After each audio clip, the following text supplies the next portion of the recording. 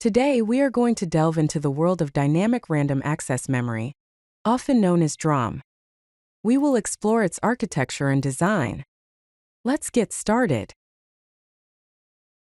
Let us discuss the basic structure of a DRAM cell. It consists of a transistor and a capacitor.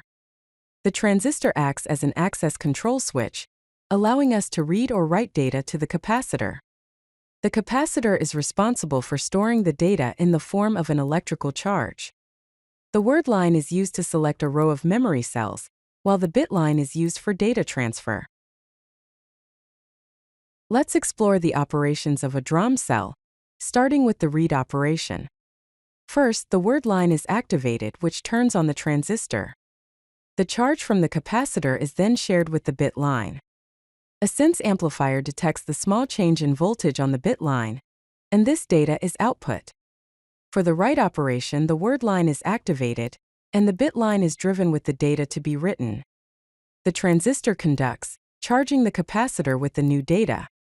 Finally, the word line is deactivated, storing the data in the cell. Let's address a significant problem: charge leakage. The capacitor in a DRAM cell is not perfect and gradually loses its charge over time through the dielectric and transistor. This leakage is due to leakage current. A typical DRAM cell can retain its data for only 2 to 64 milliseconds before data corruption occurs. This time is known as the retention time.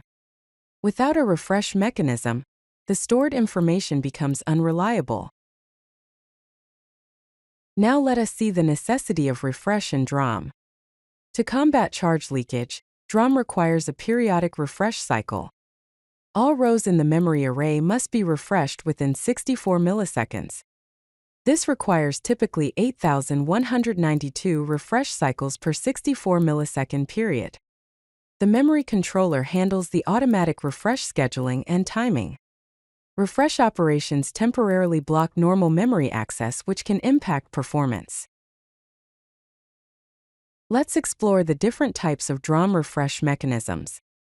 First is manual refresh, where the central processing unit initiates the refresh, and the application software is responsible for managing it. This is timing critical and was used in early DRAM implementations.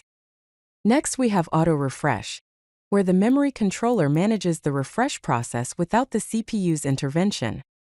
Auto refresh happens at regular intervals and is the current standard for modern DRAM systems. Finally, there is self-refresh, a low-power mode used during system standby. The DRAM manages the timing with an internal clock, preserving memory contents and extending battery life in mobile devices. Now let's discuss the implementation of DRAM refresh. Here's an example of refresh control logic. Initially, a refresh timer is set up, along with the timer interval, typically 7.8 microseconds. The refresh interrupt handler checks if the refresh counter is less than 8,192.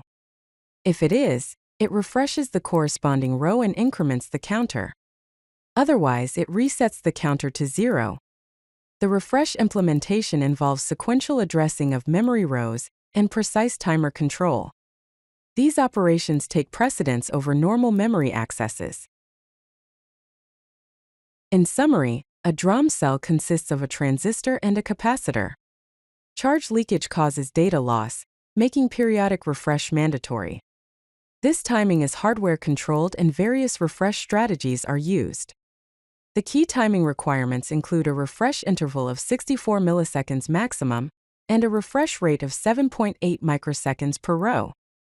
There are performance trade-offs between high density and refresh overhead, as well as power consumption during refresh. The memory controller manages the refresh process transparently to the application software.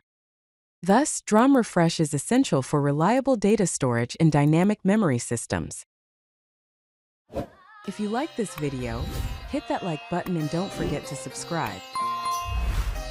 Visit CodeLucky.com for more such useful content.